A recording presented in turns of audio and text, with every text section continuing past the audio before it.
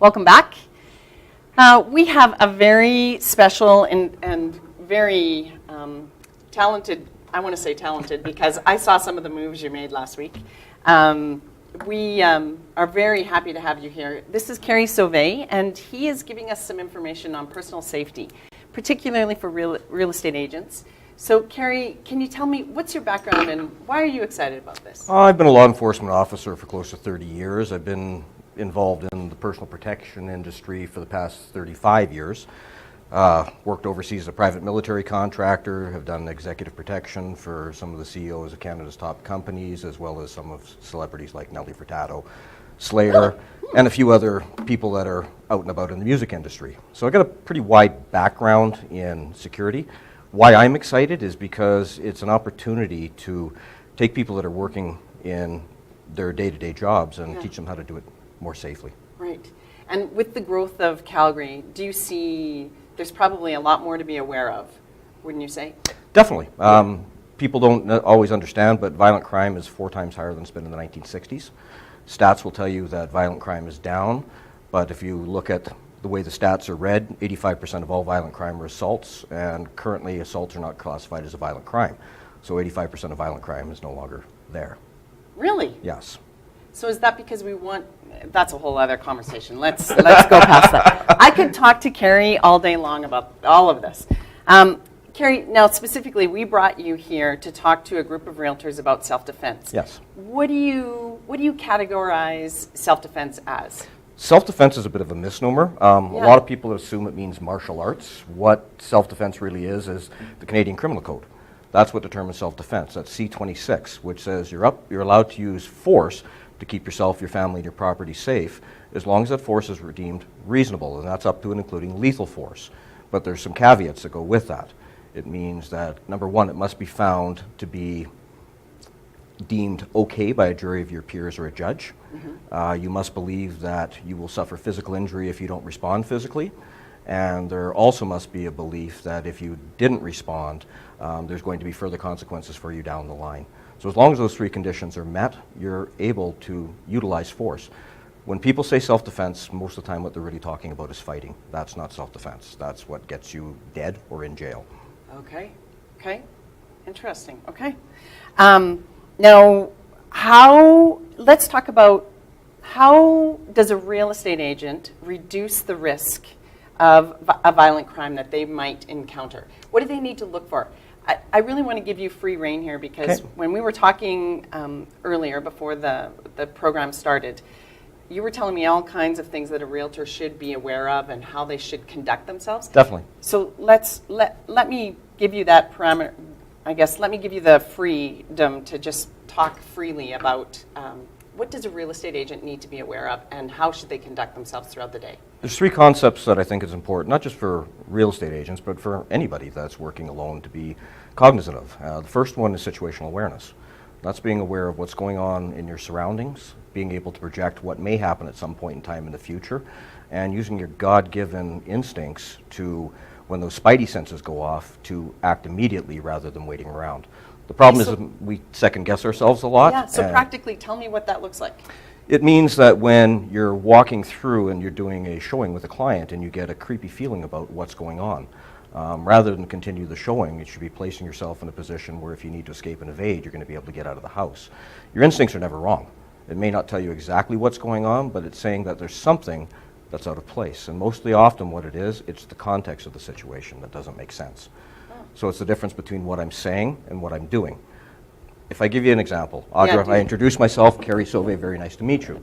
We're in a safe place. Yeah. If it was 11 o'clock at night on an LRT platform and you're the only person standing there and I wander up and I say, hi, my name's Kerry, all of a sudden your hand's not coming out. No, what definitely changed? Not. The situation, I guess, the time. So it's that context. Yeah. We all have those instincts, and if we start listening to that, my wife calls it a creep factor.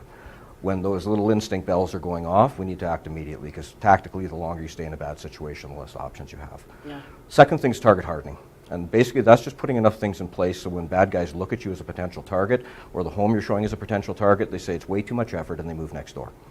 So that's things like making sure that you're picking up knife blocks when you're going through and doing showings. So, okay, so I just want to, you said this to me earlier and I didn't quite go there. My mind didn't quite go there. You mean when I walk into a house that is vacant and I walk in with a client, or possibly maybe I should go in before the client arrives. Correct. Scope out the house, remove the knife block that's sitting on the counter, put it in the pantry. Anything that's a potential weapon.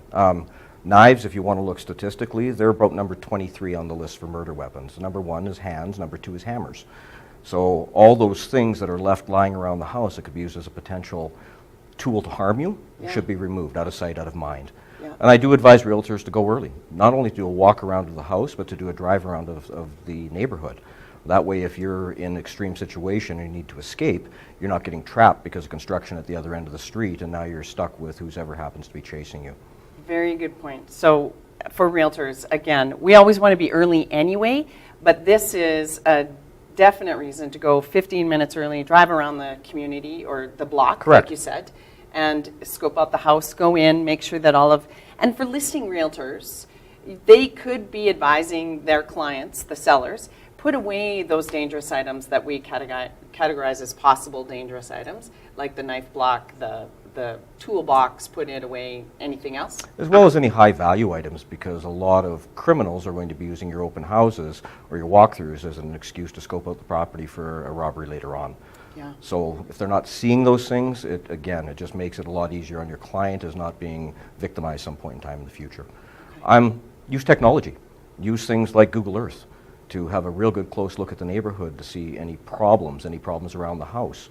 When you're going through, unlock all your doors in case you need to make a hasty exit out the back door. Yeah. Now, you talked about this before, too. So, unlock all the doors. Can you give me more on that? Most people want to go the other way. They want to lock all the doors because they feel secure. Mm-hmm. The problem is if you're stuck in a home that you're probably unfamiliar with somebody that means you harm, by the time you're figuring out how to open the back door and you get out into the backyard only to discover there's a 12-foot security fence that's locked, you're really in a bad situation, and it really reduces your options. So by going through, doing these things beforehand, making sure you have clear ingress and egress routes, it's going to help make them a lot safer. Yeah. And us girls who wear the high heels and... Take a pair of shoes with you. We discussed this at the self-defense seminar. It's, and I know they say no shoes in the house, but it's no different than the gym. Take a clean pair of shoes, something that you can run in. You're not going to get very far in a pair of high heels. No. And despite what people say, they're not a very viable weapon. Oh, okay. Now you said, how do you reduce the potential risks at showings and open houses? So we talked a little bit about this, but what about open houses? I use things like psychology. You guys have people going to open houses all the time. Yeah. If you're in a home and you're alone with somebody, I would always advise your realtors to be telling them that other realtors and other people are coming periodically. There is no timetable. People could show up any minute, and this really puts a bit of psychology into play, because the reality is you guys are at most risk at the beginning of your showings and at the end of the showings when you guys have the least amount of people in the house. Yeah. So by letting potential bad guys know that there's no guarantee that people won't be coming in and out all the time, it really throws a wrench into their timeline, because they need to be able to get in, do what they're doing, and get out. Yeah. Okay.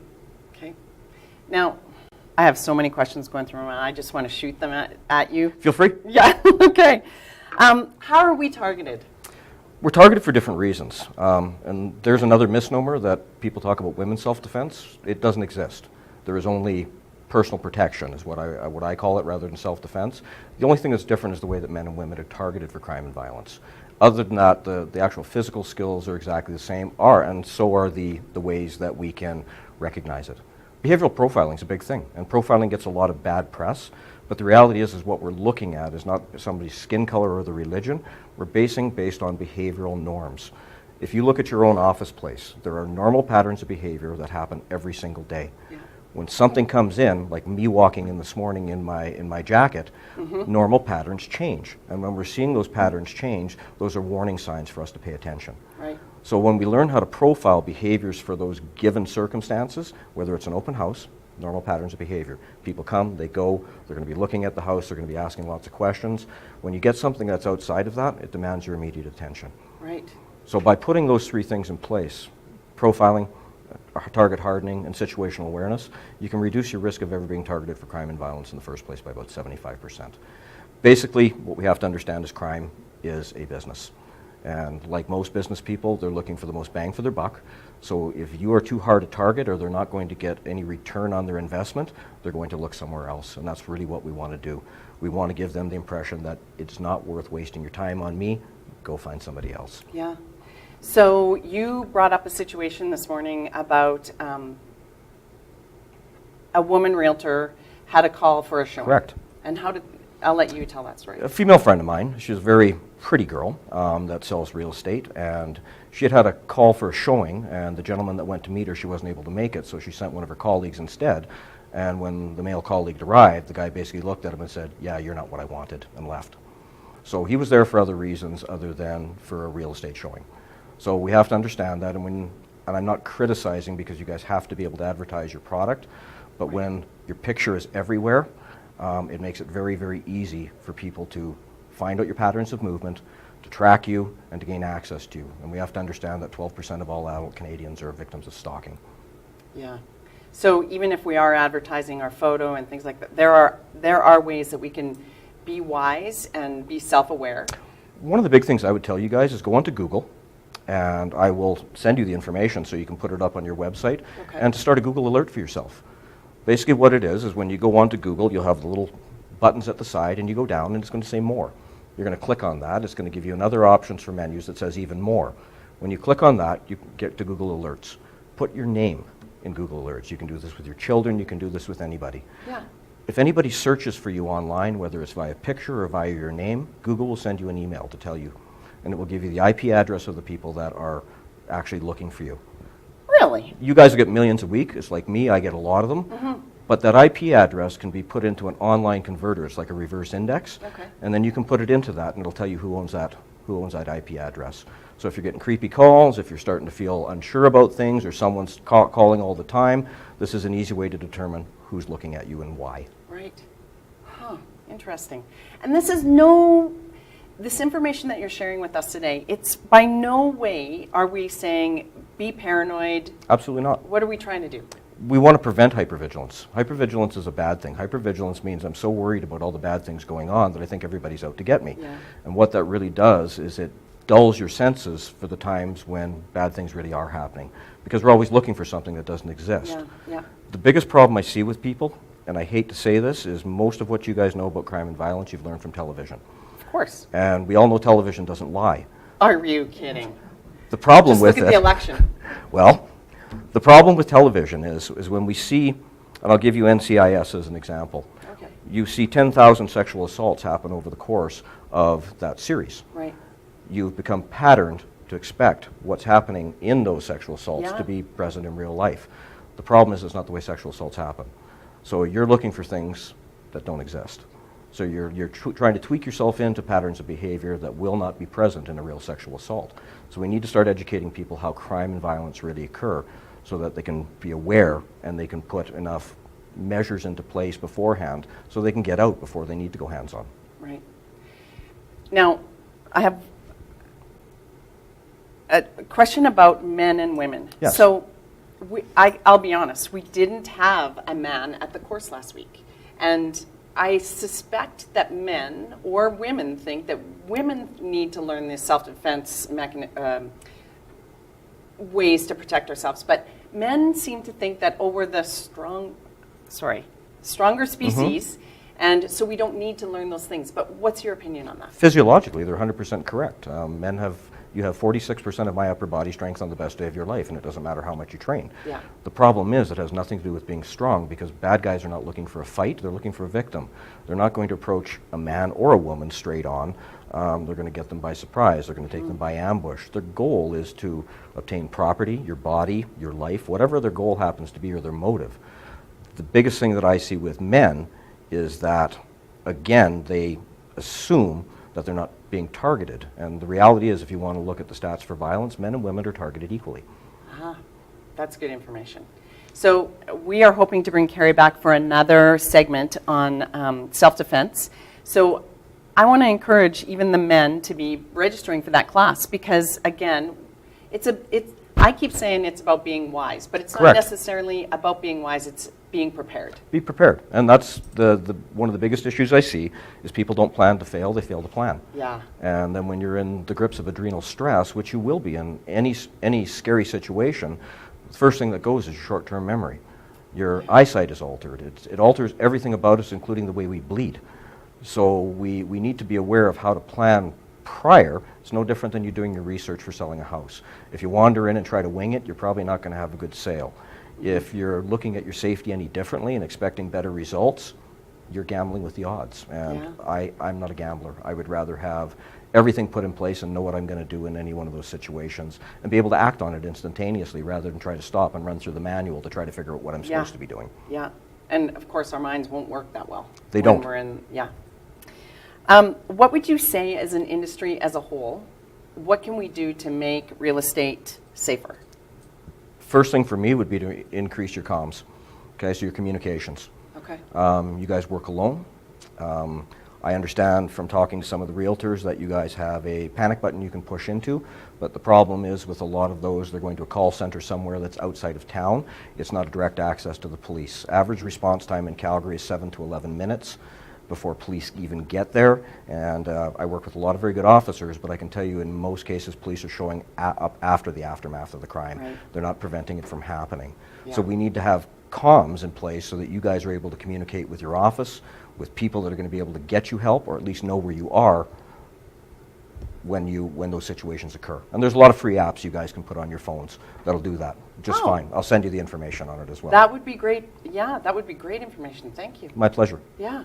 So, Kerry, I want to just thank you because, Melanie Cantius saw or was present at the presentation that you took or that you gave at Kreb, and she came into the office the very next day and said, Audrey, you've got to get Kerry into. We really need this information. And I know that after your session last week, the women that left were they felt empowered. Good. Yes, and everybody was raving about the information that they learned. I hope we can get you in again, and this is very good information. Thank you so much for coming this morning early. Oh, my pleasure. And I hope we see you again. Anytime, very soon. Audra. Okay, thanks, Thank you. Kerry.